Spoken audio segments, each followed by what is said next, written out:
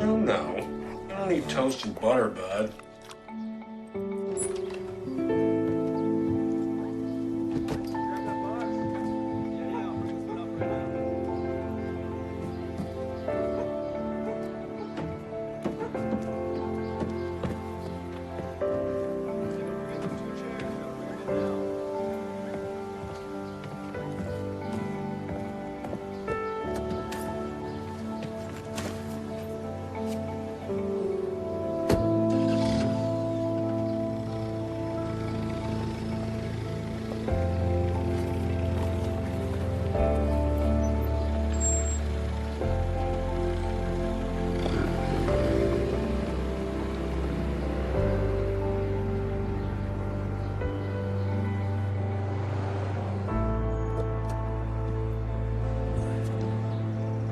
What's up, man? Sam the man.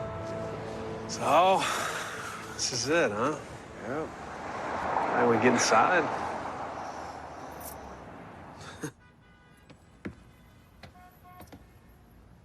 Sure isn't too much work. No. See, that's the beauty of it. I never thought it needed to be remodeled in the first place.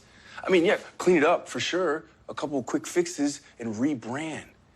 I'm telling you, Sammy, this place could be a gold mine, right? Aim at the university crowd, okay?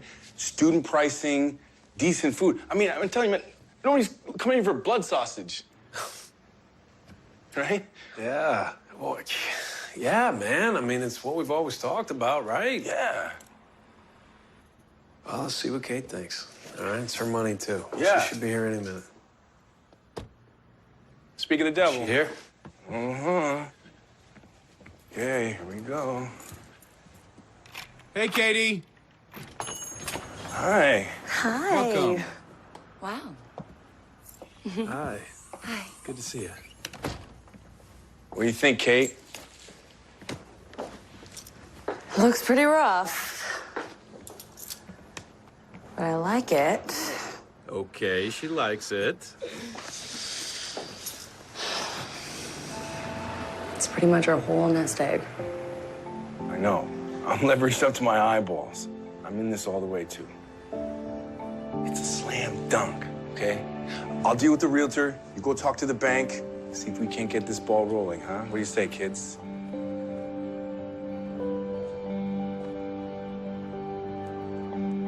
Yes! Come on, buddy. That's a good boy. The Josephs moved today. Yeah, no, I saw the moving truck earlier. It's weird. It happened fast. It's an odd time to move too, right before school starts. Yeah, I hope everything's okay. I'm sure it's fine. So sweet of you, though. Always making sure everybody's happy and safe. Like me. Well, you don't make it easy. Hey.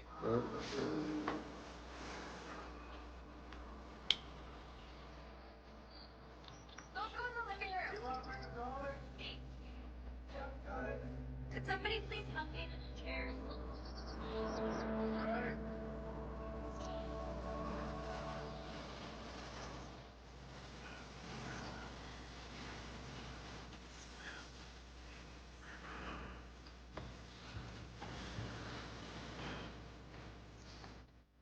Careful with that. Let's go. Thanks. So we'll be back next week, Okay. okay? Some money? No, thanks. I'm fine. Thanks.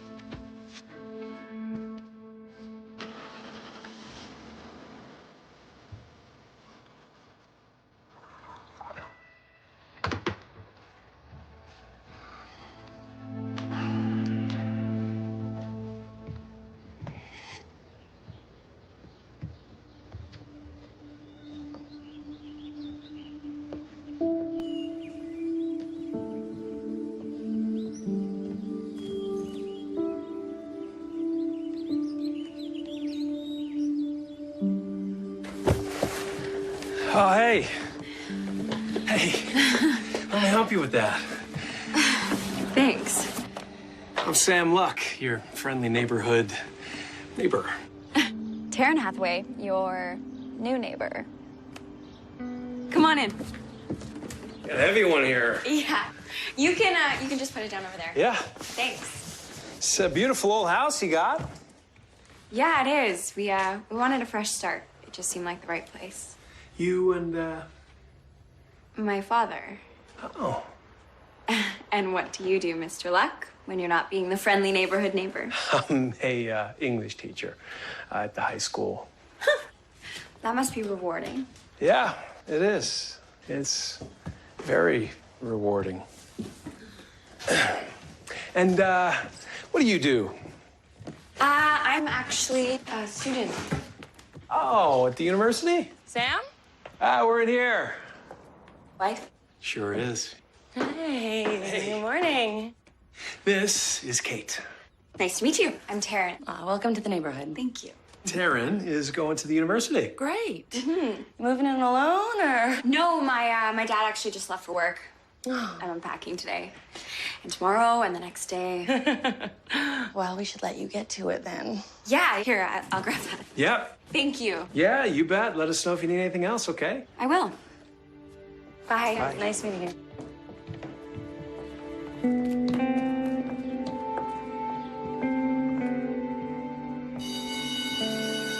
Morning, everyone. This is AP Literature and Composition 201. If that is not written in your schedule, then you are in the wrong class and late for your actual class. My name is Mr. Luck, and I had a few of you in 101 last year, so you guys know my expectations.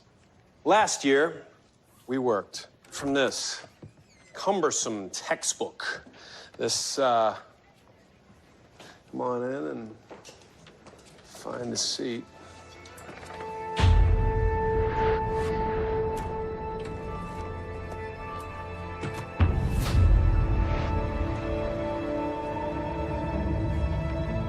So, well, we worked from this 324-page behemoth that you needed to lug around in your backpacks every day. The school district heard our pleas and granted us these tablets. Which will sync assignments from my laptop. Come on up and sign one out. For classroom use only.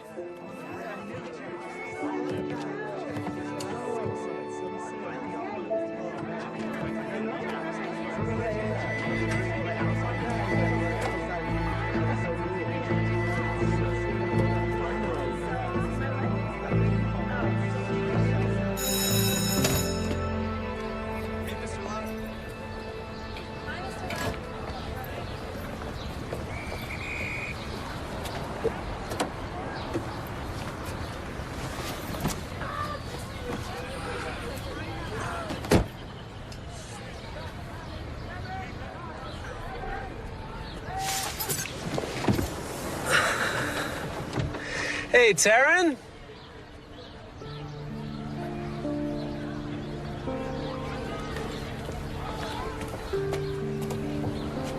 Why didn't you tell me? I did tell you. I said I was a student. Right, but I thought you meant college, not high school. I certainly didn't expect to see you in my class. What difference does it make? Wow. What, you wouldn't have flirted with me? I didn't flirt with you, Taryn. Yeah, you did. It's okay, Sam. I liked it.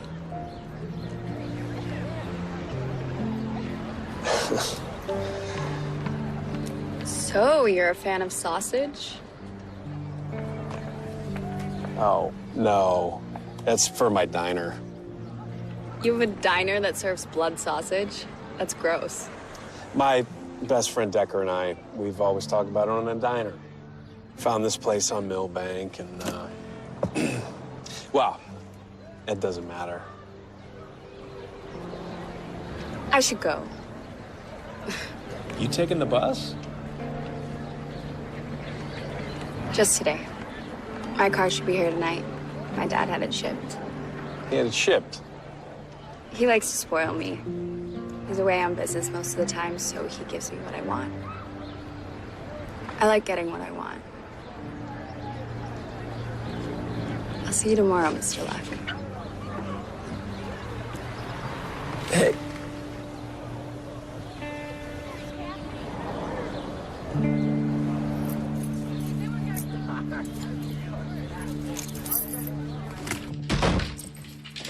Hey, big boy.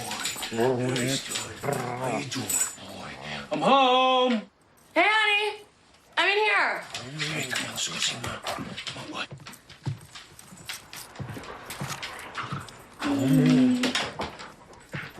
How was your first day of school? Yeah, it was okay. Just okay? It's a bit underwhelming. Where's my teacher of the year? It's just... You know that girl that moved in across the street? Yeah? It turns out she goes to the high school. What? Yeah, and she's in my 4th hour. And I guess she lives in that house all by herself most of the time because her dad's always away on business. It's gotta be hard for a kid her age, don't you think? Yeah. I guess I just feel a little sorry for her, that's all. Well, why don't we have her over? For dinner or something. Yeah, maybe.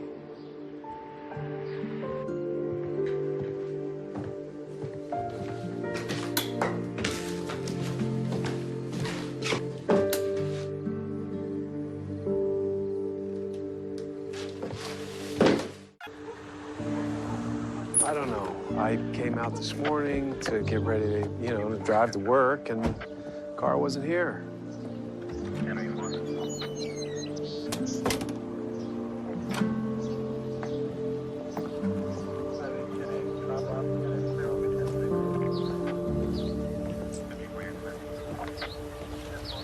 What's going on? My car was stolen. What? That sucks. You didn't hear anything. No. Here's a copy of our report. The insurance company's gonna want to see this. I'm Officer Gardner. There's a number there at the top you can call if you have any questions. That's it. If we find anything, we'll let you know. Thanks. Well,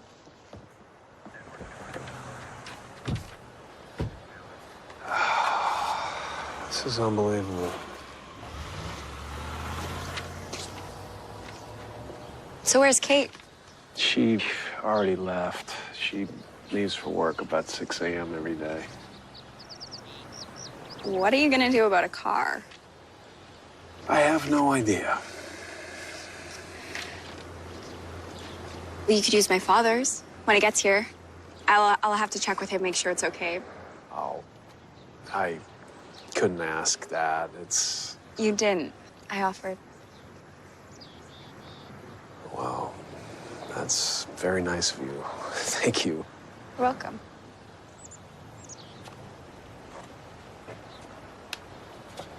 This might sound funny, but do you want to ride to school?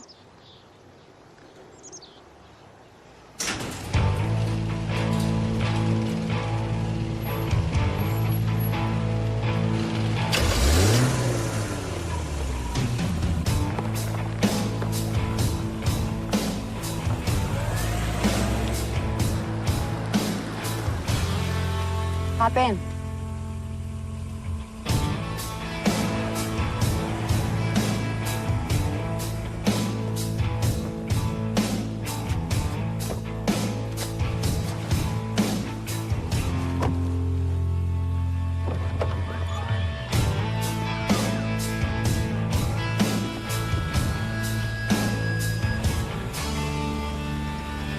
I think a little fresh air will do you some good.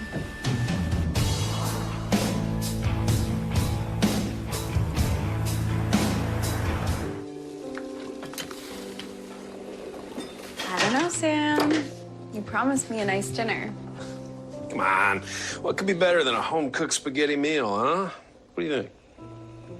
Burnt garlic bread? No. Oh! I think they're ready. Sorry I'm late. Oh, God. Oh, hey, honey. I thought I'd start dinner.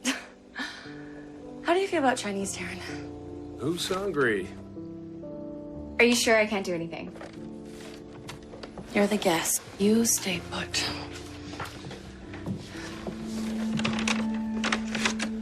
So, how was your day, handsome? Ah, not bad. How about yourself? Pretty good. Pretty long. Pretty good. I want to sleep in tomorrow.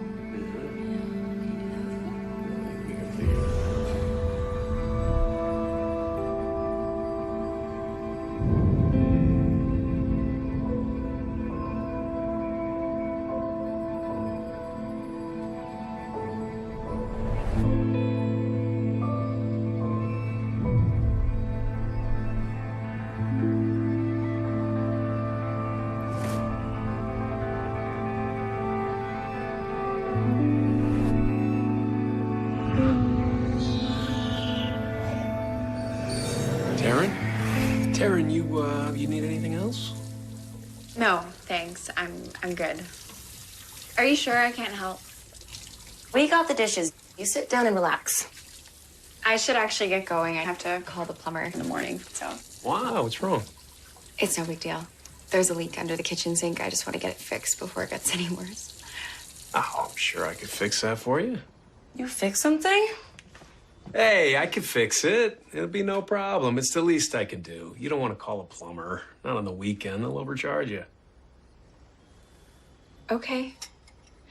One condition. What's that? No more dinners. Sure. Thanks again. Anytime. Oh. Oh my God, I'm so clumsy. I'm so sorry. Oh, don't worry about it. I'm so sorry. Sorry. Not to worry. See you later. Thanks again. Hey, I'll be over about 10. That okay? Yeah, whenever. Night. Bye. That was nice of you to offer to help her. Ah, she seems like a good kid, huh? Hey, you're not mad, are you? No. I just don't know how much she should be relying on you to help her. Actually, I'm the one that's relying on her. I mean, I'm borrowing her father's car, at least until we can get the insurance money for our old one. What else would I be doing? Renting one? Imagine how much that would cost. I don't know. Maybe we shouldn't. Just wondering if it's okay, that's all. To borrow her father's car. I mean, does he even know? Ah, come on. I need a car. She's got a spare. You're overthinking it. You're right. What else could we be doing?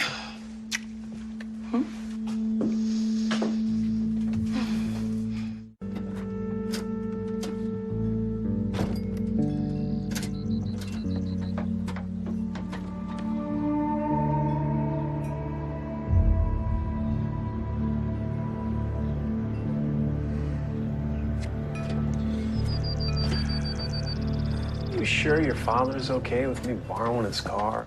Yeah, I talked to him this morning. It's no big deal. I told him it's the neighborly thing to do. Oh, thank you very much. I'll make other arrangements as soon as I can. Yeah, okay. Try it now. Okay, stop. I think we almost got it. So where's Kate? She's working. On a Sunday? She's trying to make a big impression. They've got a big case coming up, and she's responsible for all the research. There's a guy helping her, but I guess he's not doing much. And you don't mind her working on the weekends and late nights? You don't think something might happen? Like an office affair? No. What are you talking about? Kate, I really need your help on this project. I just can't do it without you. We'll get a bottle of wine, some dinner. It's my treat. You might have to work all night long, though. Then, when they've had a few drinks, maybe Kate's hair falls gently down her face, cascading over her cheek. You know how that happens. And the guy, he'll reach up to put her hair back behind her ear. But he won't take his hand away. Because the light's shining in her eyes and making them sparkle. He just can't help himself. Kate, in my whole entire life, I've never seen anyone more beautiful than you. The way the light hits your eyes, I think I might explode if I don't touch you.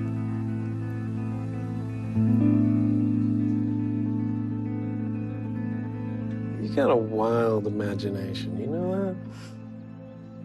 Come on, you honestly never thought about it? Not even once? No. It's admirable of you. How's that? I don't know. If I were you, I wouldn't want Kate to work so much. And if I were Kate, I wouldn't want you to be alone so much. What's the sense in being in a committed relationship if you're spending 98% of the time without the other person? But what do I know?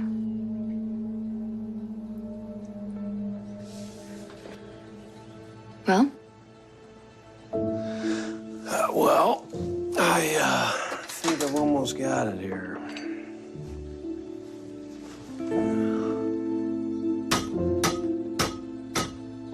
Try it now.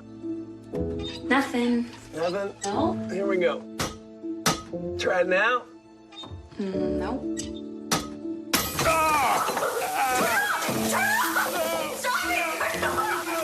I'm sorry. I got it. I got it. Oh, okay there. Are you okay? Ow. Give me that before you hurt yourself again. Oh, I'm sorry. Are you okay? I think so. Let me see. Yeah, that's gonna hurt tomorrow. It hurts right now.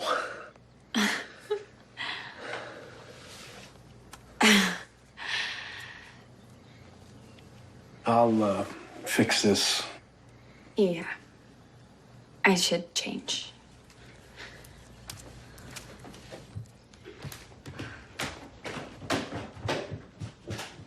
Hello?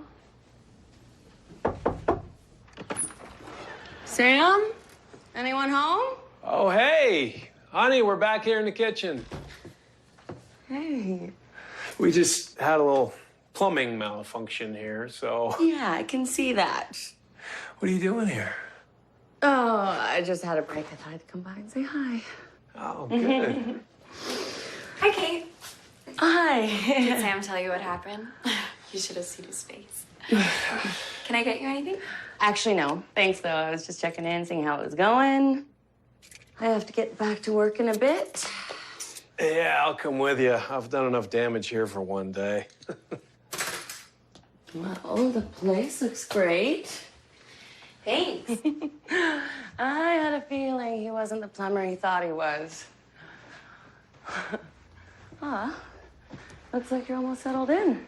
Yeah. Oh, beautiful picture.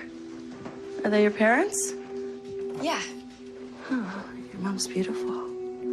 Wow. I'm really sorry about the mess in there. I'll call you a plumber after all. That's okay. I should have called one in the first place. Let's go, Mr. Fix-It. Thanks, Sam. Okay, everybody, take our seats. Take our seats, please.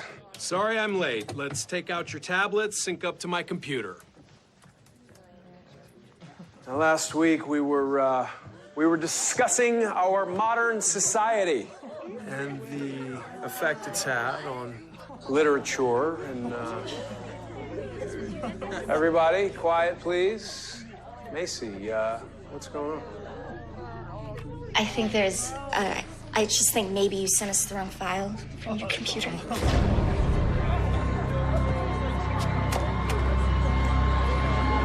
Everybody log off, please.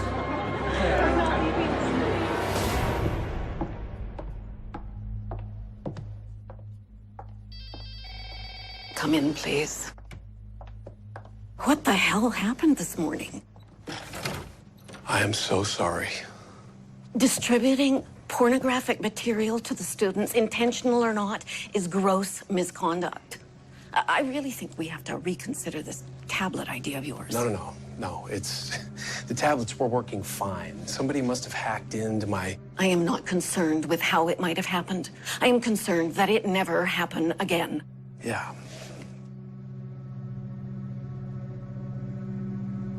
This has to go in your file, you understand? Yeah, I understand. And you were late today.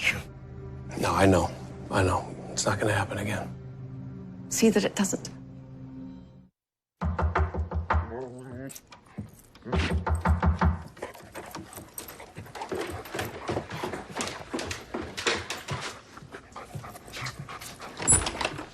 Hi. Hey. Hey, Maddie. I'm happy to see you, too. Hi. Maddie, go on. Hey there. Hi.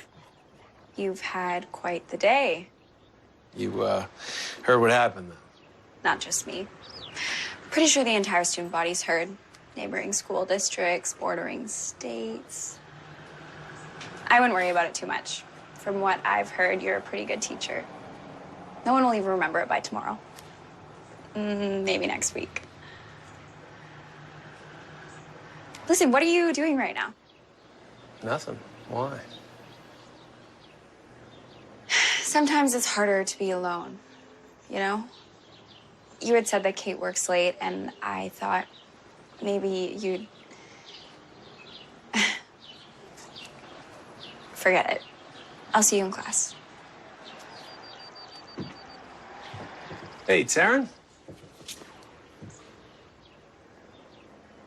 What are you thinking?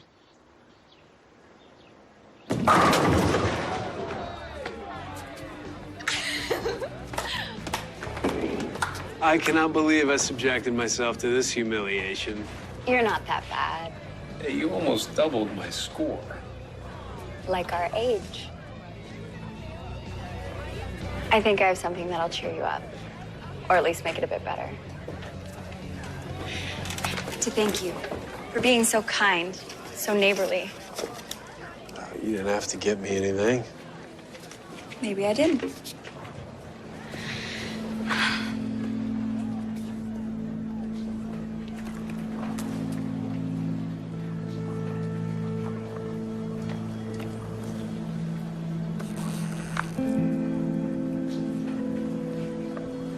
Oh, my God. You don't have to make it a big deal. It's just a watch. If you don't like it, I can take it back and... No. Taryn, it's beautiful, but... Well, I can't accept it. Why? Why? Well, because it's too much. You call yourself a creative writing teacher. It's the best you could come up with.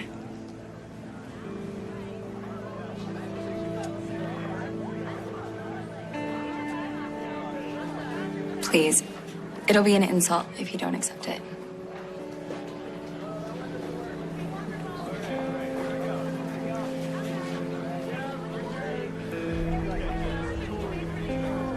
We should go.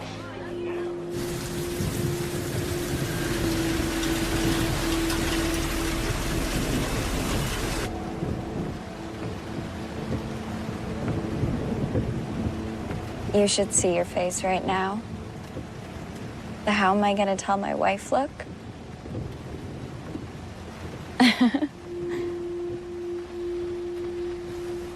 Thank you for tonight, Sam.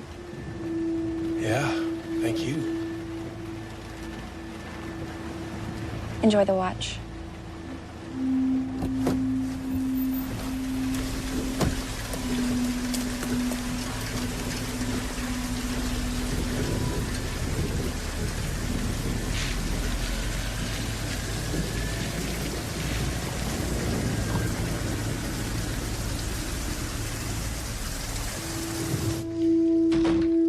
Hey, Kate? Hey. Hey. Where were ya? Well, I got done a little later than I thought, so... You could have called. I'm sorry. The day got away from me. Decker left a message. Hey, Sammy, have you called the bank about the problem with the diner account? What'd they say, those stupid dip... Call you later. Say hi to Kate. Bye.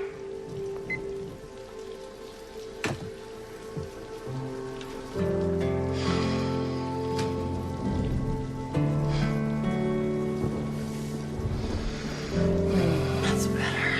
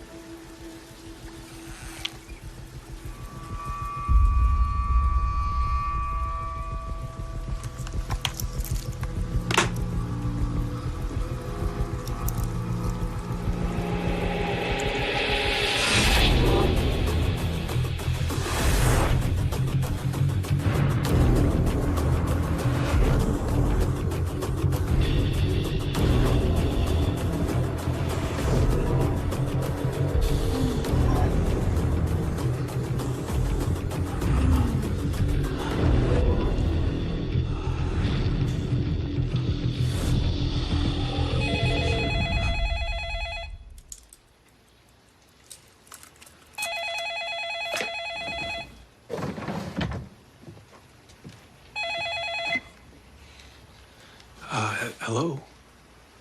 Hi, it's Taryn. I just wanted to say thank you. You know, for tonight. Yeah. It was fun. Sorry we had to leave so quick. Don't worry about it. I get it. Oh, because, you know, it's not like we were doing anything wrong, but it might not look good, that's all. I just wanted to call and say thank you. I should go. Dylan's waiting for me to call him back. Quarterback, Dylan? Maybe. Why? Are you guys like boyfriend and girlfriend or something? I'll see you later.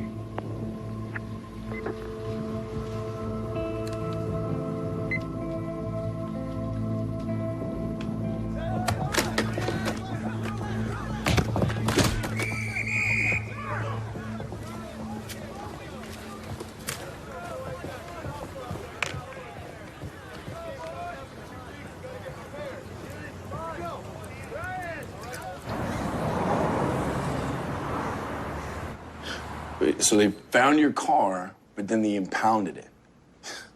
That's gonna cost you some bucks, pal. Yeah.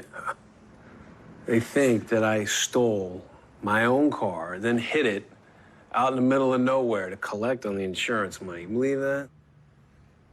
It's such a scam, man.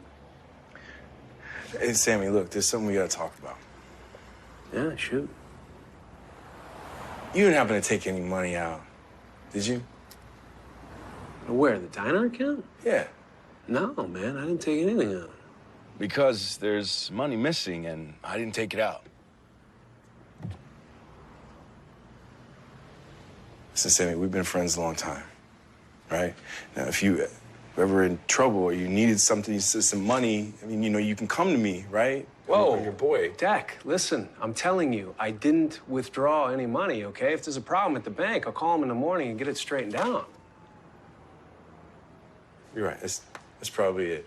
That'd be good. Thanks. Buy a new Rolex?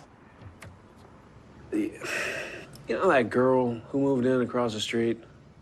Taryn? Turns out, Taryn is in my class. And, I don't know, she gave me this watch. She's got a crush on me or something.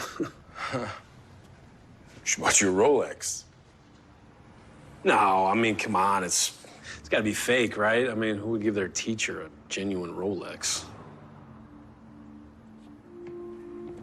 Still got the Beamer, huh? She give you that too? What? No, she loaned me the BMW, man. I told you my car's impounded, so. Right.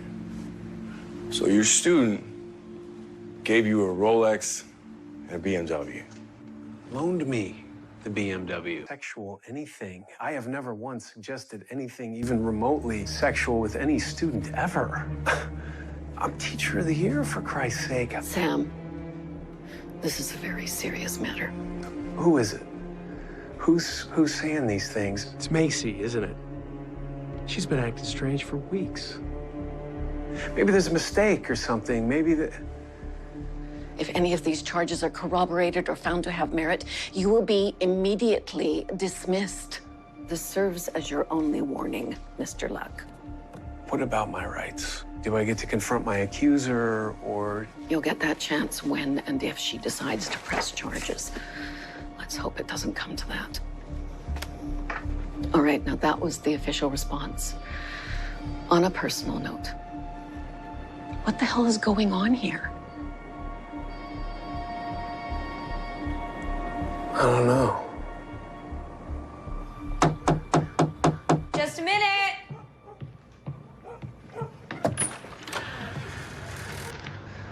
Hi. Did you hear? Yeah. I'm sorry. Of course you did. I'm sure everybody at school is talking about it.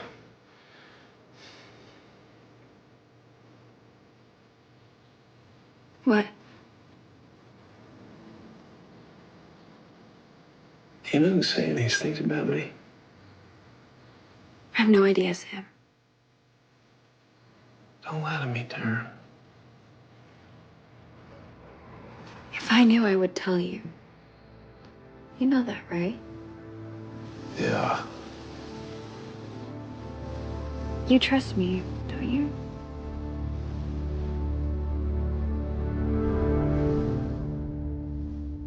I want to go.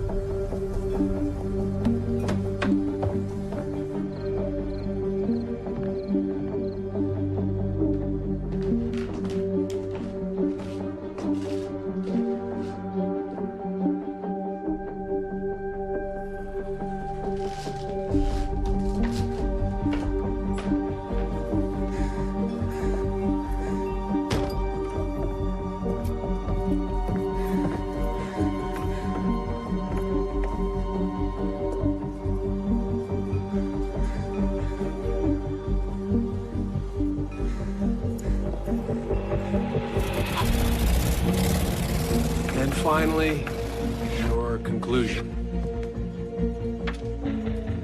It's due Tuesday.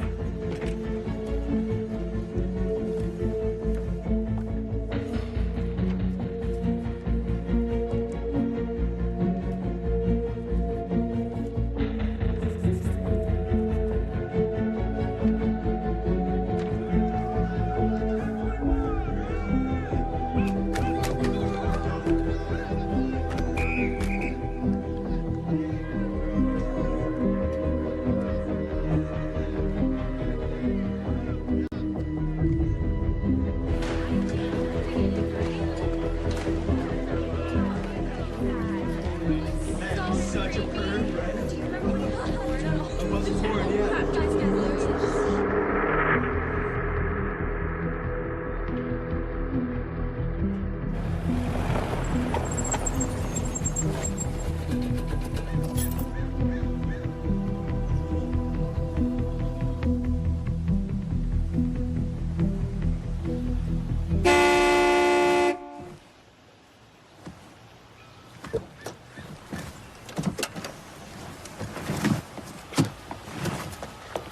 What's up, man? I'm kind of late.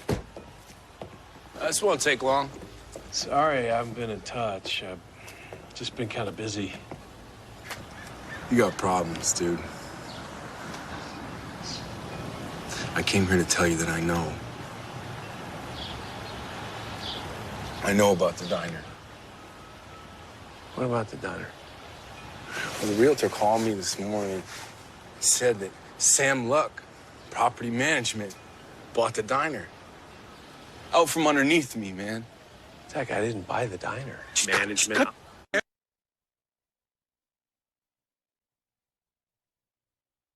I had into this.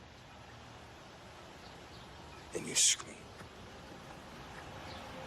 Hey, Dak, wait a minute. I came here to tell you two things. That I know that you're a liar. And then our friendship is over.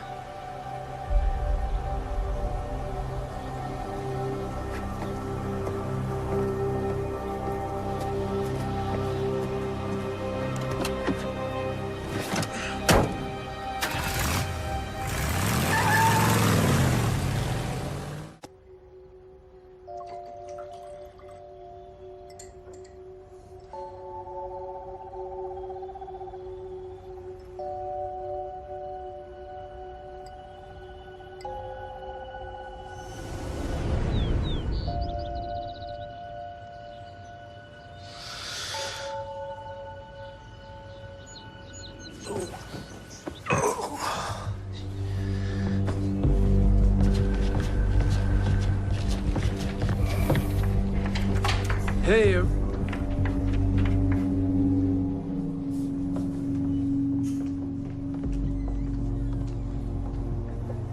see you in my office, Mr. Luck.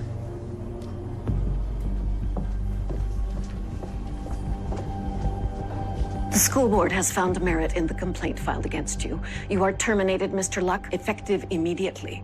Helen, I promise that I'd never cross the line with any girl at this school ever. This is not going to be a discussion.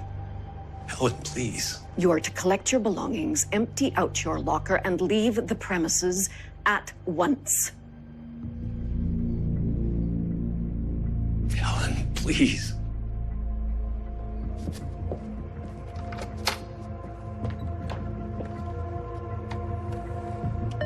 Send her in.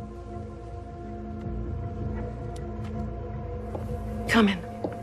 Please take a seat. How are you doing, okay? I wanted you to be the first to know. You don't have to worry any longer. Thank you. I'm sorry. No. This is not your fault, Taryn. Now, if you need anything else, you're to come to me, dear.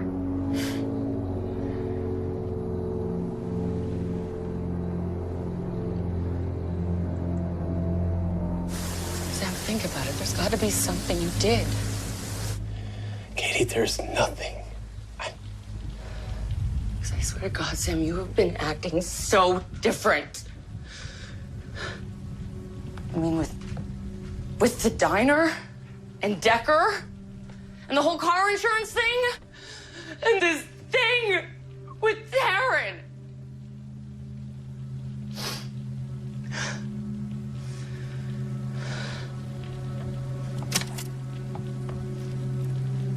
I found this in your drawer, Sam. You went through my stuff? Where did you get a $10,000 watch, Sam? Taryn gave it to you, didn't she? Because that would be inappropriate, Sam. That would be beyond inappropriate. You're just really scaring me, Sam. Did you hear what I just said? I said you're scaring me, Sammy. Sam, look at me, please. I don't like her, and I don't trust her.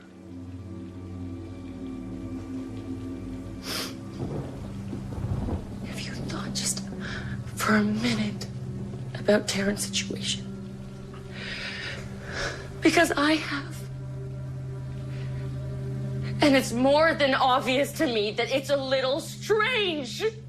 She's a little strange. She might even be dangerous. I want you to think long and hard, Sam, that maybe you're doing something with her that you can't undo. Are you listening to me? Can you stand back for just a moment, Sam? Do you see how this looks? I mean, my God, this is huge. I don't know.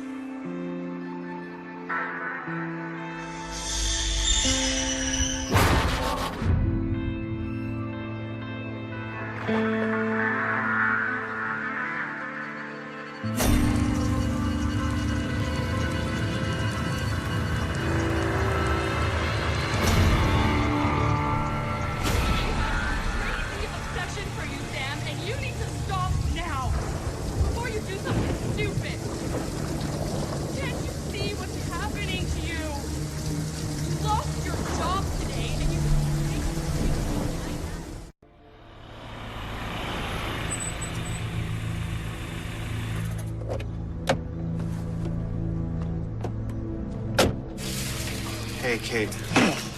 Looking good.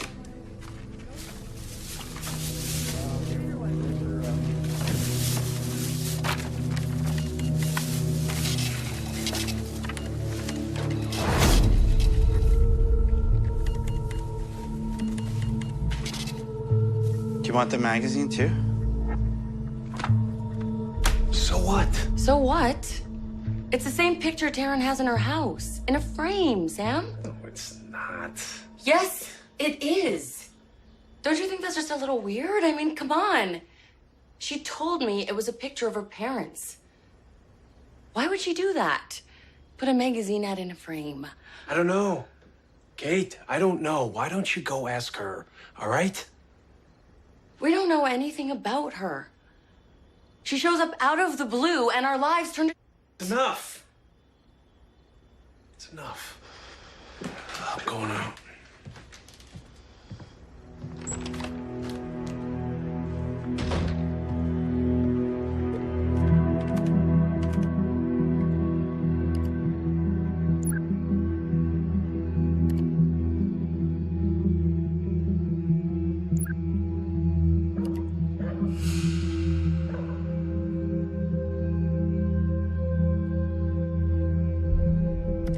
Mental health, sure, what the hell?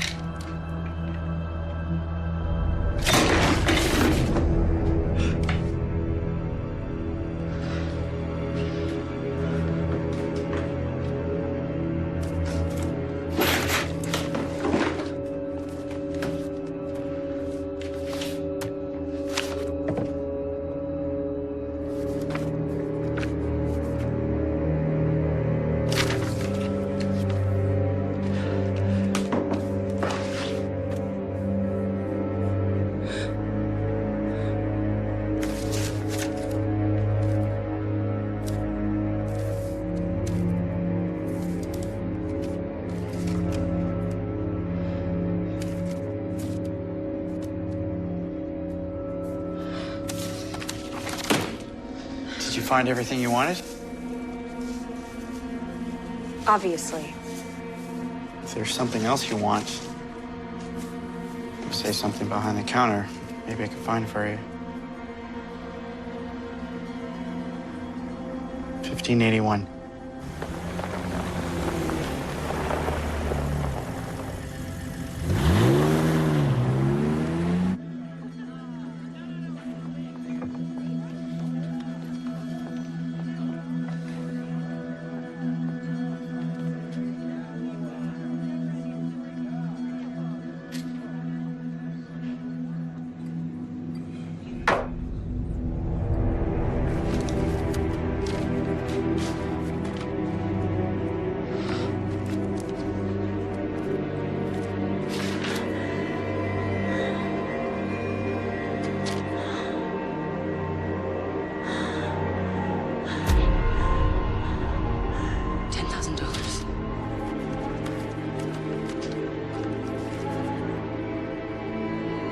Assembly Property Management. She bought the diner?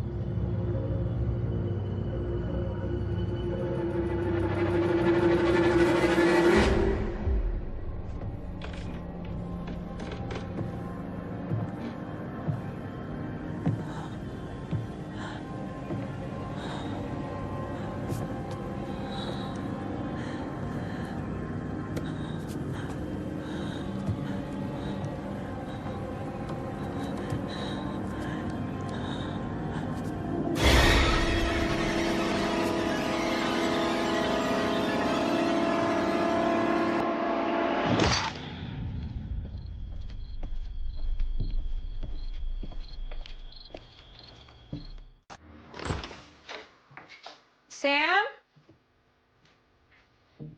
Are you home?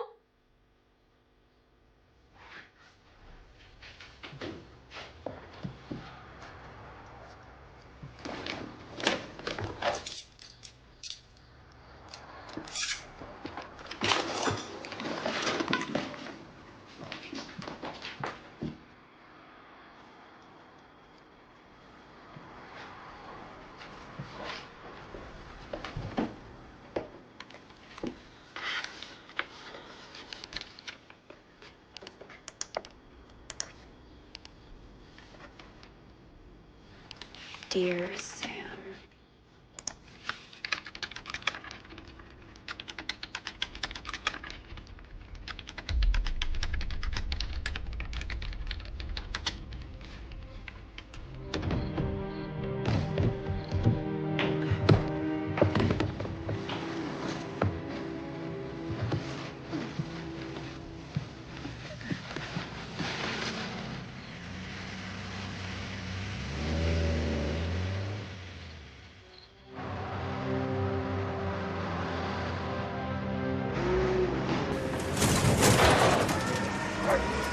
You got the insurance papers?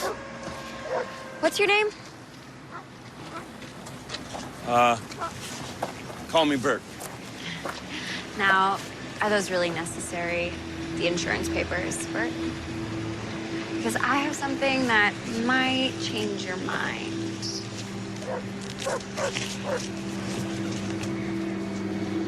What do you think, Bert?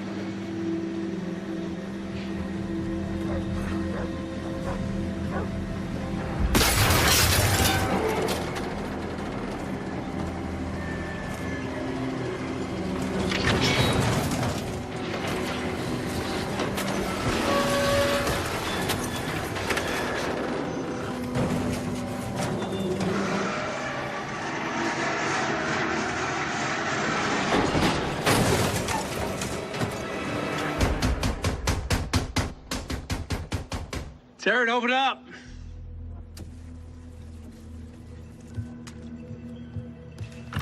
Come in.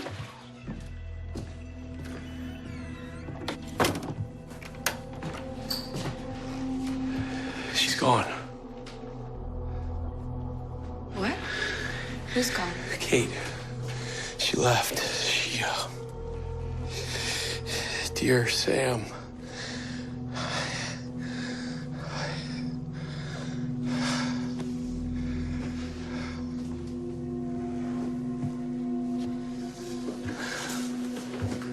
Dear Sam, I know things haven't been good for you lately, or for us.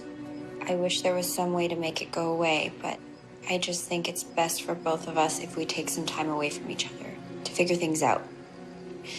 I don't know what else to do. I can't be with you like this. I'm leaving you. Oh, I know I screwed things up with Kate.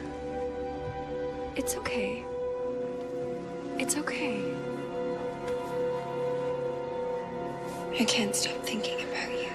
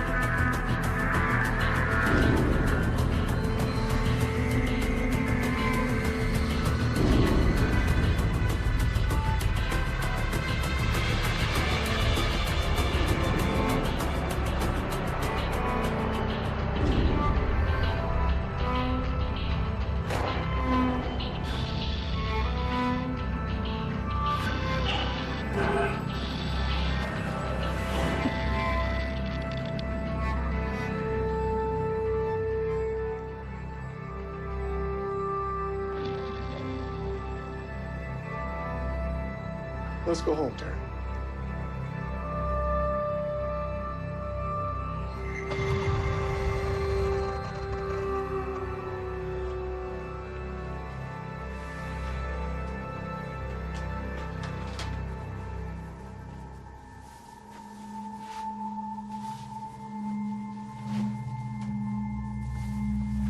Get out. What? Get out! Taryn, what's wrong? You finally got what you wanted. You raped me, Sam. How could you say that? I can't believe you did this to me. You came on to me. Nothing happened here that we both didn't want to happen. Yeah, right. You me, Sam. You're going to jail for this. I'm a high school student, Sam. You're my teacher. Don't you think there's something wrong with that? Taryn, Get out! Taryn, please. Get out! Please, we Get can't. out! Get out! Get out! Go! You disgusting pervert! Get out! Get out!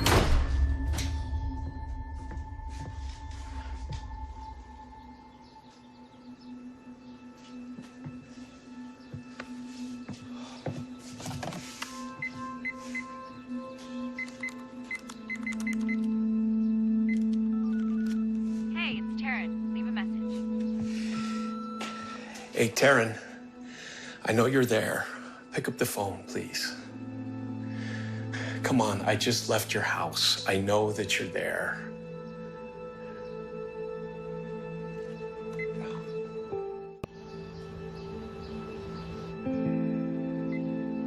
Hey, this is Kate. Leave a message.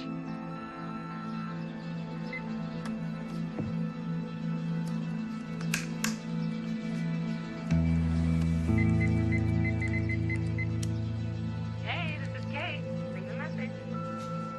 Hey, Kate. It's Sam. Call me when you can, okay? I'm really, really sorry for everything. I love you. I love you very much. Call me, please.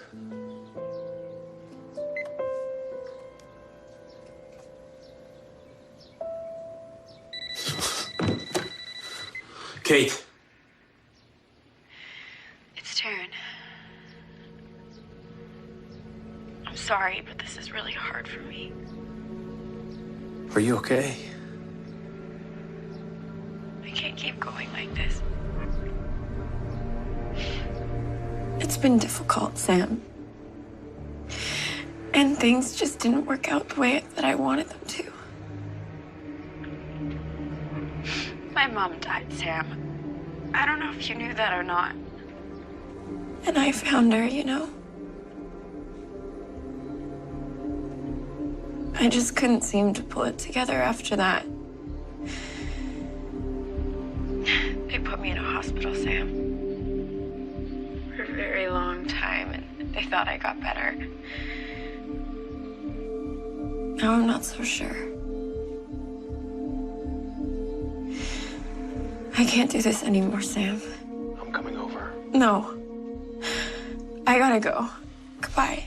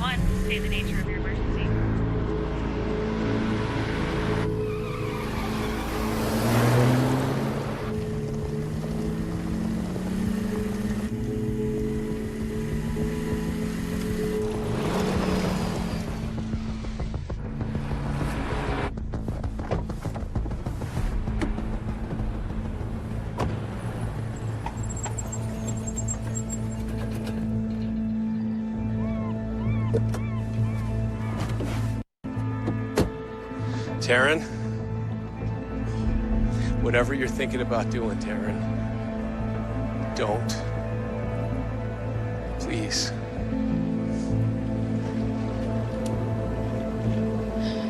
Did they teach you how to deal with teens in crisis at teacher school? How would you deal with this situation? Take it easy. Put the gun down.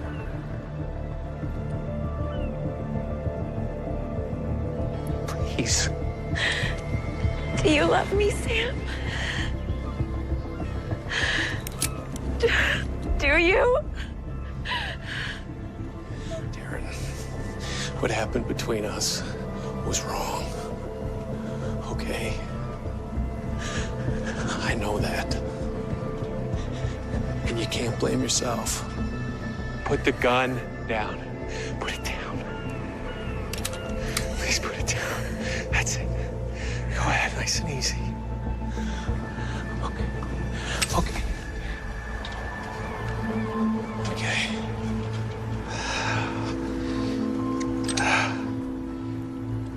It's not your fault, Taryn.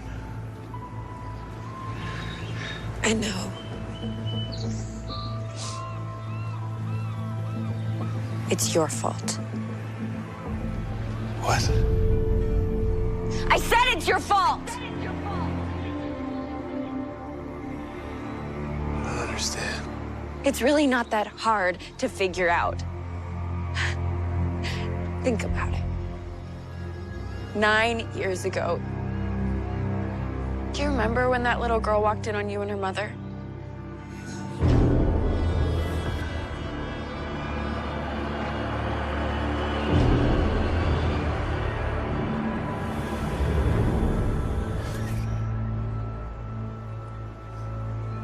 That was you? You ruined my life! My family!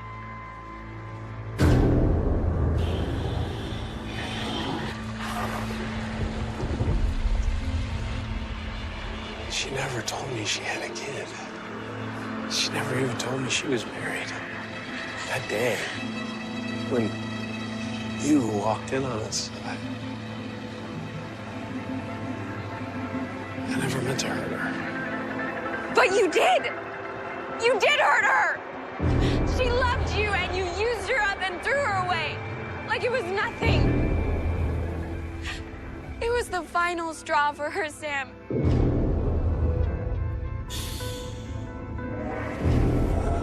And I found her. Do you know what that feels like, Sam? To lose someone you love?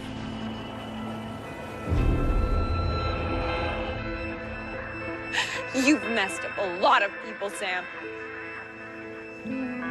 First my mother, then me, now Kate. What do you know about Kate?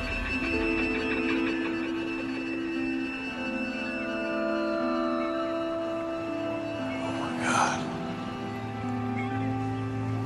Maddie, the bank, the diner.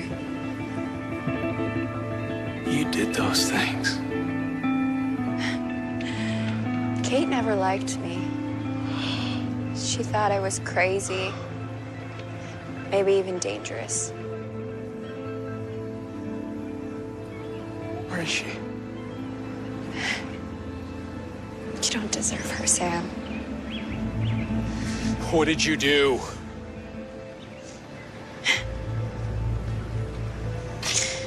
She's gone, Sam. What did you do to my wife?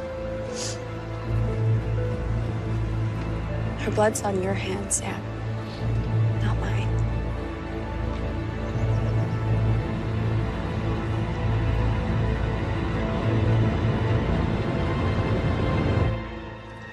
No.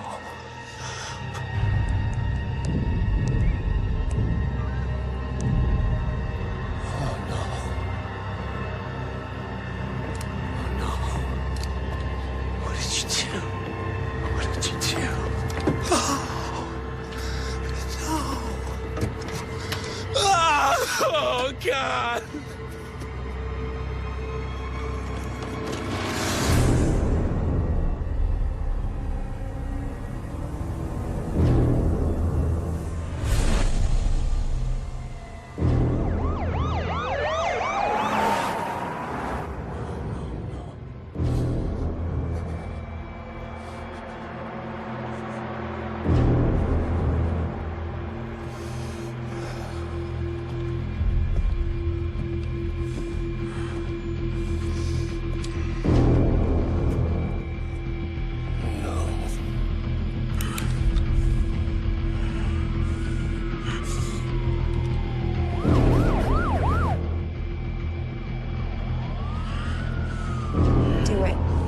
Pull the trigger, Sam. Do it. Put the weapon down! Drop it now! Put it down and step away. Sam, you don't want to do this. Drop it! Put the weapon down! Drop the gun, Sam! She killed her!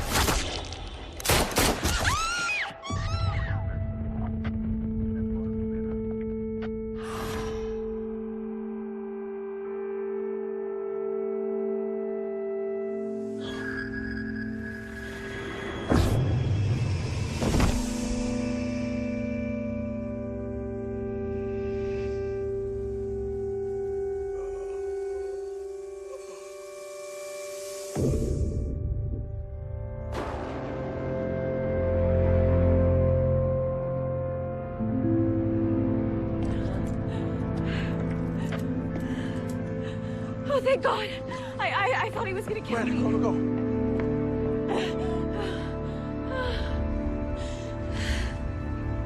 He started acting violent a few days ago when his wife disappeared, and...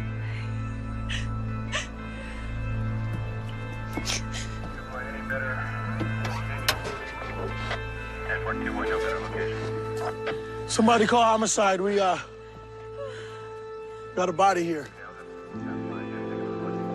Looks like the murder weapon.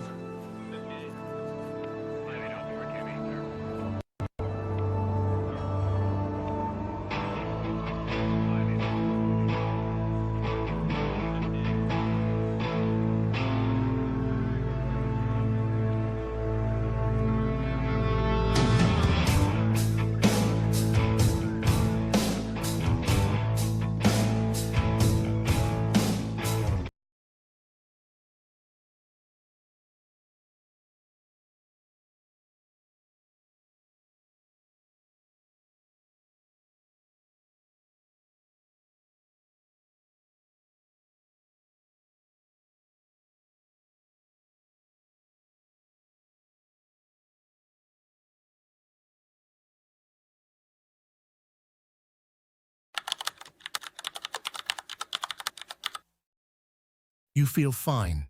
That is the first thing to understand, and the most dangerous. You are standing on the surface of Mars, actually standing on it, boots on the rust-colored regolith, the horizon curving away from you at a distance that feels slightly too close. The sky above you, a pale butterscotch color that looks almost like a sunrise on a hazy Earth morning. Your suit is functioning. Your oxygen is cycling. Your vitals on the wrist display are reading nominal. You feel, if anything, a sense of profound calm, the particular stillness of a place that has never heard wind the way Earth does, never felt rain, never been touched by anything alive. It is beautiful in the way that very dangerous things sometimes are, but your body has already started responding to this place, quietly, at the cellular level, in ways that will not produce a single warning on any of your instruments, because the instruments measure the suit's performance, not the slow renegotiation happening inside your biology. You feel fine. That is exactly the problem. Mars kills slowly. That is its particular character, the thing that makes it more insidious than environments that are immediately and obviously lethal. A vacuum kills in seconds. A pulsar's radiation overwhelms you in minutes. Mars gives you time. Enough time to walk around, to do work, to eat meals, to sleep, to begin to feel at home, while it is methodically, patiently working on every system in your body. The gravity is too low. The radiation is too high. The dust is chemically reactive in ways that took scientists years to fully characterize. The isolation is the kind that affects human neurology in ways we are only beginning to understand. None of these things will kill you this afternoon. That is not the point.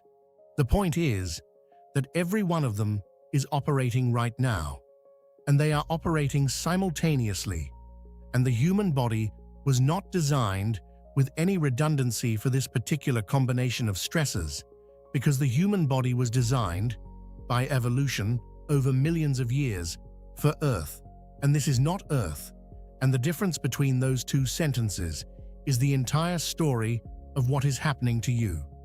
Stay with me, because some of what this planet is doing to you is stranger than you've been told. Mars is the most studied planet in the solar system after Earth. We have sent more than 50 missions to it. We have rovers on its surface right now, grinding rock samples and analyzing soil chemistry and taking selfies in the pale afternoon light. We know its topography in extraordinary detail. We know the composition of its atmosphere, 95% carbon dioxide with traces of nitrogen and argon and almost negligible amounts of oxygen. We know its average surface temperature, around -60 degrees Celsius, with swings from about 20 degrees Celsius at the equator on a summer afternoon down to -125 degrees at the poles in winter. We know its day length, 24 hours and 37 minutes, pleasingly close to Earth's, and its year length, 687 Earth days, and the axial tilt that gives it seasons, and the dust storms that can grow to envelop the entire planet for weeks at a time. We know Mars well enough that it can feel familiar, well enough that mission planners and science communicators sometimes describe it as the most human-accessible destination in the solar system beyond the Moon, which it is. Well enough that proposals for human settlement on Mars are discussed seriously, funded seriously, and treated by significant parts of the space community as not just possible, but inevitable. What we are only beginning to fully understand is what Mars does to human bodies over months and years of exposure. Not because we haven't thought about it, but because thinking about it and actually measuring it in living humans on the Martian surface are two very different things, and we have only done the first one so far. What we know comes from analog environments, Antarctic stations, submarine deployments, the International Space Station, and from careful extrapolation from the physics of the Martian environment. The picture that extrapolation paints is not simple. It is, in places, alarming. Mars has a surface gravity of approximately 3.72 meters per second squared. That is 38% of Earth's surface gravity. If you weigh 80 kilograms on Earth, you weigh roughly 30 kilograms on Mars. This sounds immediately appealing. Moving feels effortless. Carrying equipment is trivially easy. The physical demands of surface work are dramatically reduced compared to a terrestrial equivalent. Early descriptions of Mars exploration tend to emphasize this as an advantage. It is not simply an advantage. It is a variable that your body's every system has been calibrated against for your entire life, and changing it has consequences that propagate through your biology in ways that are still being researched. Your skeletal system on Earth is under constant load. Bone is living tissue. It responds to mechanical stress by maintaining its density, continuously remodeling itself in response to the forces placed on it. Reduce those forces, and the remodeling equation shifts. Bone resorption, the process by which old bone tissue is broken down, continues at roughly its normal rate, but bone formation slows because the mechanical signals that drive formation are weaker. The result is a gradual net loss of bone density that on the International Space Station at zero gravity proceeds at roughly 1 to 2% per month in weight-bearing bones without countermeasures. Mars is not zero gravity. 38% gravity means 38% of the normal mechanical loading on your skeleton. Whether that is enough to maintain bone density over the long term, or whether it produces bone loss at a reduced rate compared to microgravity, is not fully established, because no human being has spent months in a 38% gravity environment. The ISS data is our best analog, and it suggests that meaningful bone loss would still occur, just more slowly. Over a mission lasting 18 months, a reasonable estimate for a surface stay accounting for the orbital mechanics of getting back. The cumulative bone density loss could become clinically significant in ways that affect both short-term fracture risk and long-term skeletal health upon return to Earth. But that's not the worst part. Bone loss is the most discussed consequence of low-gravity exposure, but it is not the only one, and arguably not the most immediately operational concern. Muscle atrophy proceeds in parallel. The same principle applies, with reduced mechanical loading leading to reduced muscle maintenance, the body effectively deciding that it doesn't need to maintain as much tissue as it did when it was working against full Earth gravity. This affects not just the obvious skeletal muscles, but the muscles of the cardiovascular system. Your heart is a muscle. It has been pumping blood upward against gravity your entire life, and the architecture of your entire vascular system, the distribution of blood pressure, the reflexes that prevent fainting when you stand up, the baseline calibration of how hard the heart needs to work to perfuse your brain, is tuned for 1G. In reduced gravity, the fluid distribution in your body shifts. Blood and other fluids move toward the upper body and head, away from the legs where gravity normally pulls them.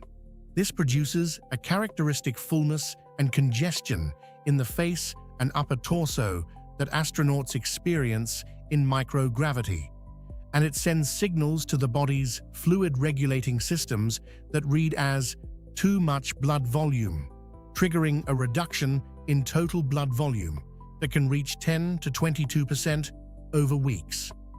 Less blood means less capacity to deliver oxygen to working muscles. Less blood volume means a cardiovascular system that has down-regulated its output and may struggle to up-regulate it again when demanded. Upon returning to Earth's full gravity, some astronauts experience significant orthostatic intolerance, the inability to maintain adequate blood pressure when standing, resulting in dizziness, fainting, or near fainting. The recovery process takes weeks to months. For a crew returning from Mars, the first moments of standing in full Earth gravity after a year or more in Martian gravity would come after a 7-month transit back through microgravity, and the cardiovascular state they would arrive home in is not something we have fully characterized. Inside your suit, standing on the surface right now, none of this is visible. Your heart rate is slightly elevated, mild exertion, plus the psychological weight of where you are. Your blood pressure is reading within acceptable parameters. You feel strong. You feel, if anything, lighter than you have in years. And this is where things get terrifying.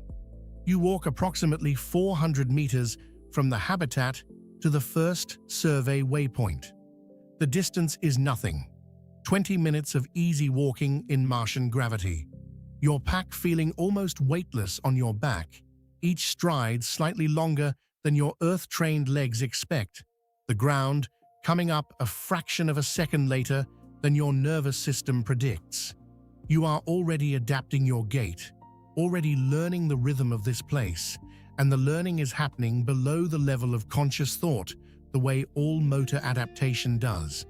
The surface around you is extraordinary, not the featureless red plain of popular imagination, but a complex landscape of angular rocks, wind-scoured ridges, dust-filled hollows, and distant crater rims that turn purple in the afternoon haze.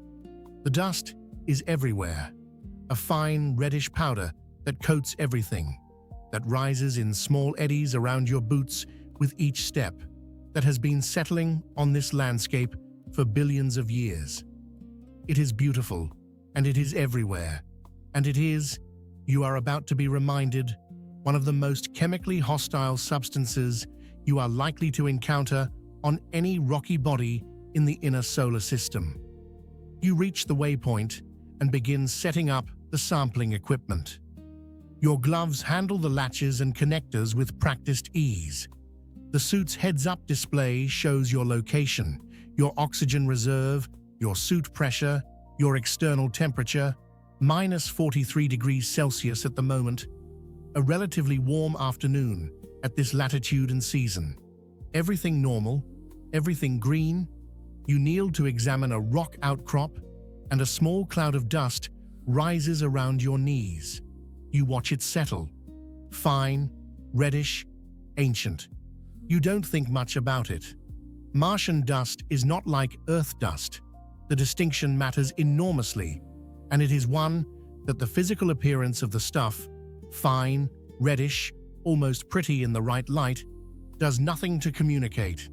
The dust particles on Mars are extremely fine, much finer than most terrestrial soils, and their surface chemistry is reactive in ways that took scientists years to fully understand. The Martian surface has been bombarded by ultraviolet radiation for billions of years in the near absence of an ozone layer, and that ultraviolet exposure has driven chemical reactions in the surface material that produced a class of compounds called perchlorates and reactive oxygen species. Perchlorates, salts of perchloric acid, are found throughout the Martian surface at concentrations of roughly 0.5 to 1% by weight. On Earth, perchlorates are considered environmental contaminants and are regulated because of their biological effects. They interfere with thyroid function by blocking iodine uptake, disrupting the production of thyroid hormones that regulate metabolism, growth, and cardiovascular function. The Martian dust is also coated with reactive oxygen species, molecules like hydrogen peroxide and superoxide radicals that are chemically aggressive and will react with organic material, including biological tissue, on contact. These compounds are what makes Martian soil effectively sterilizing to most Earth biology, and they are a significant concern for any scenario in which dust enters a habitat, or more seriously, the respiratory system. Here is the scenario that keeps mission planners awake at night: suit contamination. Every time you re-enter the habitat airlock, your suit carries Martian dust on its exterior.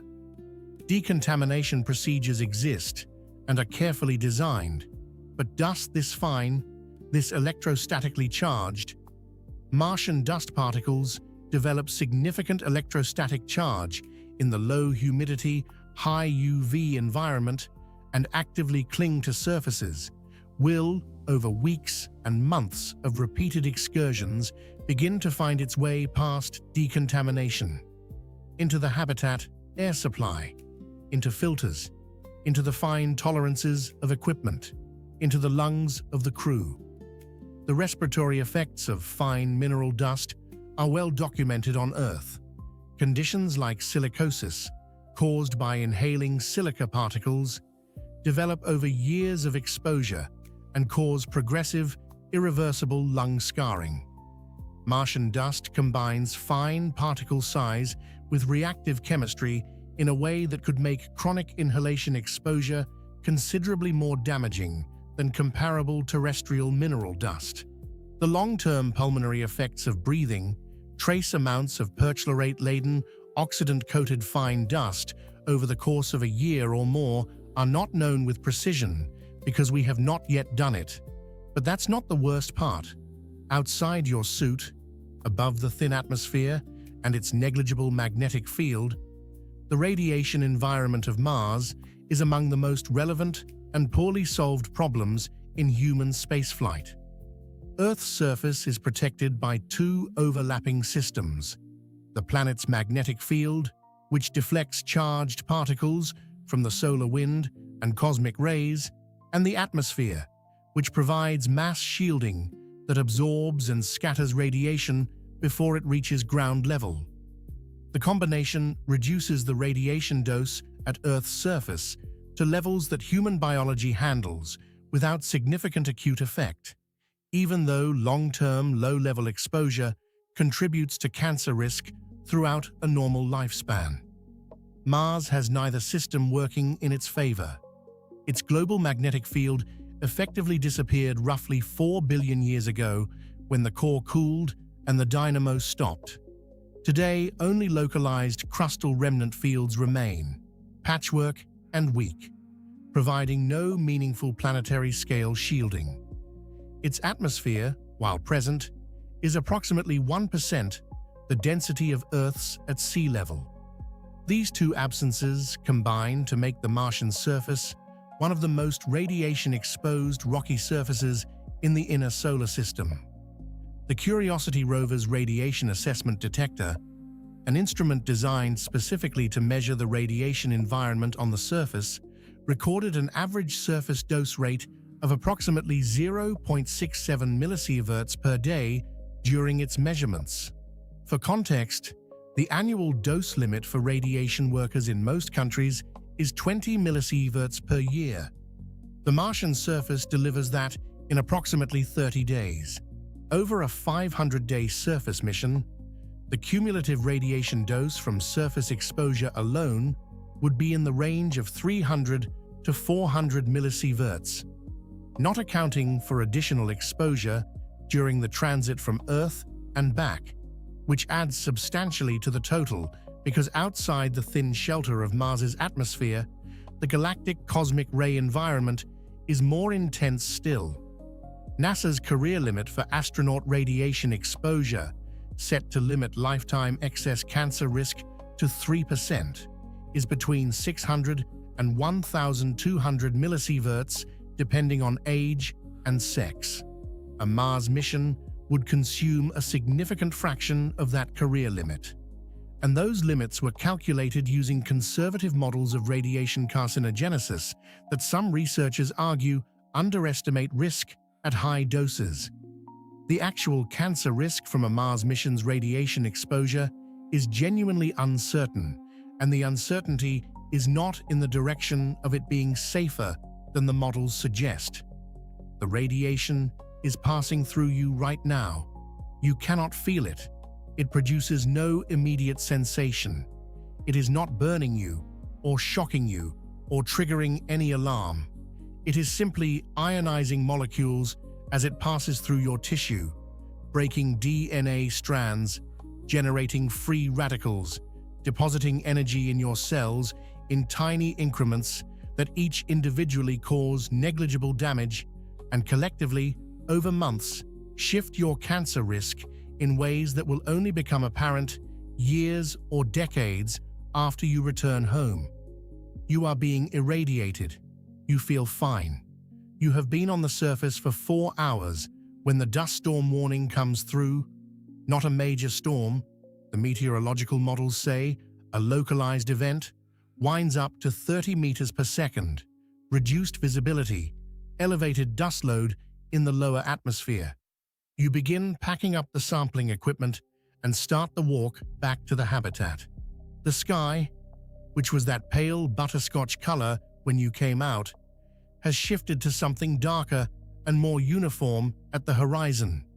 A brownish wall that makes the distance hard to judge. The wind picks up.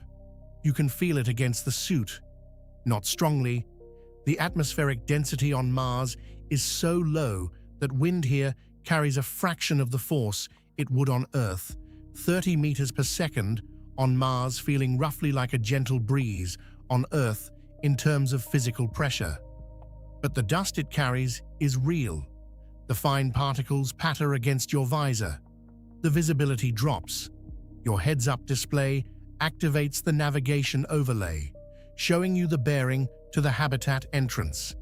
The habitat is 400 meters away. You have walked this route already, this morning.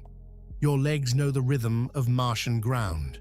But in the reduced visibility, with the wind pushing a constant stream of dust against your faceplate, with the navigation overlay providing your heading but not the specific terrain features, the walk takes on a different quality.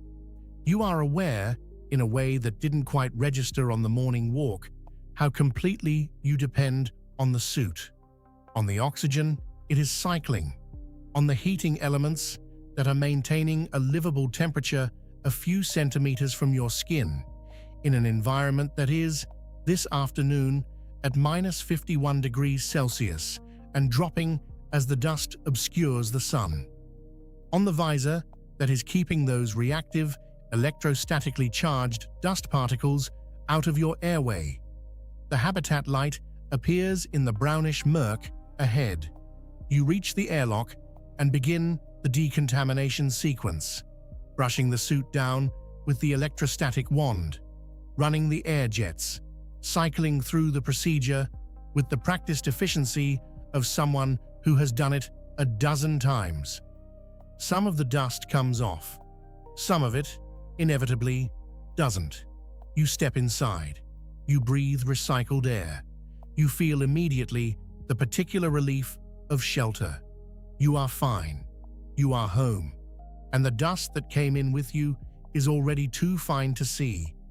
Here is the unsettling thing about Mars that sits beneath all the other unsettling things, the one that gives the whole picture a darker undertone. Mars had an atmosphere once, a real one, thick, substantial, with surface pressures high enough to allow liquid water to exist. The evidence for this is written in the geology, ancient riverbeds, delta formations, lake basin sediments, mineral deposits that form only in the presence of liquid water. Mars was, for a period in its early history, a wet world, possibly a warm one. The timeline is debated. The wet period may have been relatively brief, or it may have persisted for hundreds of millions of years, but the evidence for its existence is solid. Something stripped that atmosphere away. The mechanism is understood in broad strokes. Without a magnetic field to deflect the solar wind, the high-energy particles of the solar wind interact with the upper atmosphere, gradually eroding it, carrying molecules off into space in a process called atmospheric sputtering. Over billions of years, this erosion stripped Mars down to the thin, cold remnant we find today. Mars lost its protection, and then lost its atmosphere, and then lost its surface water, and became the world below your feet. What we have not fully resolved is the timeline and the completeness of that process. The magnetic field collapse appears to have happened relatively early in Mars's history, but recent measurements have found that the current rate of atmospheric loss from solar-wind interaction, while real and measurable, is too slow by itself to account for all the atmosphere Mars appears to have lost. Something else, or some combination of factors, including major impact events that blew atmosphere off into space, or chemical reactions that bound atmospheric gases into the surface rock, contributed to the loss. The reason this is unsettling is what it implies about timescales. Mars may have been habitable, in the broad, astrobiological sense of having liquid water and a reasonable atmosphere, for long enough that if life arose on Earth in the first few 100 million years of its history, life had time to arise on Mars as well. And then the conditions changed. Slowly, then faster, the atmosphere went, the water went. The surface became what it is now, cold, dry, bathed in radiation, coated in reactive chemistry that is effectively hostile to life as we know it. If anything was alive on Mars, it had to go somewhere as conditions degraded. Down, most likely, into the subsurface, where liquid water may still exist at depth, where the overlying rock provides radiation shielding, where the chemistry of the deep environment might still support metabolism. There are researchers who take seriously the hypothesis that Martian life, if it ever existed, may persist in the deep subsurface today, not as anything complex, but as microbial communities in briny subsurface water, doing chemistry in the dark beneath kilometers of rock. We have not looked there. Our deepest subsurface probes on Mars have reached perhaps a few meters of depth. The deep subsurface is beyond our current reach. It is possible the scientific literature does not exclude it, that this planet, which appears comprehensively dead at its surface, has been hosting microbial life in its interior for the last 3 billion years, retreating downward ahead of the deteriorating surface conditions, surviving in pockets of liquid water and chemical energy far beyond where we have been able to look. That thought, standing on the surface in a dust storm, becomes something other than an academic hypothesis. There is one more system that Mars erodes, and it is the one we talk about least because it is the hardest to quantify and the least comfortable to examine directly. The human nervous system did not evolve for genuine isolation. It evolved in groups, in social environments, with the constant background of other human presence that provides the regulatory input our neurology uses to calibrate mood, stress response, sleep, and cognitive function.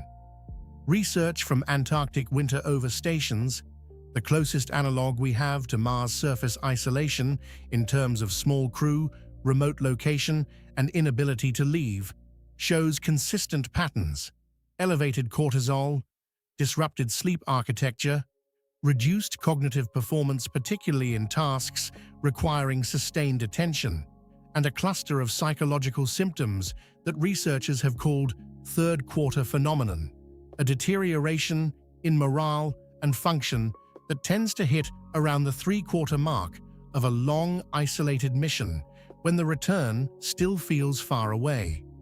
On Mars, the isolation is more complete than any Antarctic analog. There is no possibility of emergency evacuation. Communication with Earth is delayed by between 3 and 22 minutes each way, depending on orbital positions, making real-time conversation with anyone outside the crew impossible. The landscape outside the habitat, while genuinely extraordinary, is also completely inhospitable. You cannot step outside without a full suit. You cannot breathe the air. You cannot feel the ground under your bare feet. You cannot experience the place with your senses in the unmediated way that provides psychological grounding and rest on Earth. Every interaction with the environment outside is mediated by technology, and the constant awareness of how completely you depend on that technology is a low-level cognitive load that never fully resolves. The neuroscience of long-duration isolation in confined crews is, in the words of the researchers who study it, one of the most significant unresolved challenges in human spaceflight. It affects decision-making. It affects inter-crew relationships. It affects the quality of work being done. And it does so slowly, incrementally, in ways that the affected person is often the last to notice, because the perceptual baseline for what feels normal shifts along with the symptoms, so the degradation is invisible to the person experiencing it. Your body is adapting to Mars. So is your mind. And neither adaptation is free. Evening on Mars comes quickly at this latitude in this season. The sun drops toward the horizon, and the sky transitions through colors that don't quite map to Earth equivalents. A pale salmon, fading to a bruised violet, then to a dark blue-black, in which the stars appear earlier and more numerous than they would through Earth's thicker atmosphere. You watch it through the habitat viewport, sitting with a meal pack and a tablet loaded with data from the day's sampling run. Your suit hanging in the equipment bay with the decontamination log showing 3 cycles and a dust particle count that the filter report rates as within acceptable parameters. Your body in this moment feels ordinary, slightly tired, a good tired, the tiredness of physical work done well. Your muscles are comfortable, your breathing is easy, your joints feel fine. You have no symptoms of anything. This is the nature of what Mars does. It is not dramatic. It does not announce itself. The bone loss is happening at the cellular level, in remodeling cycles that take weeks to produce measurable changes. The radiation damage is distributed across millions of cells, each affected at a level invisible to biology's own damage-sensing mechanisms until the cumulative total crosses certain thresholds. The dust has settled into filters and surfaces in quantities too small to see, but enough, over months, to matter. The cardiovascular drift is a slowly shifting calibration that will only reveal itself fully when you return to gravity that demands more of it. You are, in every way you can measure, fine. The instruments confirm it. Your own subjective experience confirms it. And yet the process has been running since the moment you arrived, steady and patient, and completely indifferent to your well-being, because Mars is not interested in your well-being. Mars is a planet. It has its chemistry and its physics and its radiation environment, and it applies them uniformly to everything on its surface, the same way it has applied them to its rocks and its dust for 4 billion years. You look at your reflection in the dark viewport, faint and transparent against the Martian night. Behind your reflected face, the stars are clear and cold, and the silhouette of the crater rim is a dark arc against a sky that has never once, in all of its history, sheltered anything alive at its surface, or if it did, decided eventually not to anymore. You feel fine. You have felt fine since you arrived. That is the thing about Mars that stays with you longer than anything else, longer than the beauty of the landscape, longer than the scientific achievement of standing here, longer than the extraordinary fact of being a living thing on another planet for the first time in the history of your species. You feel fine, and you won't know what it cost you until you get home.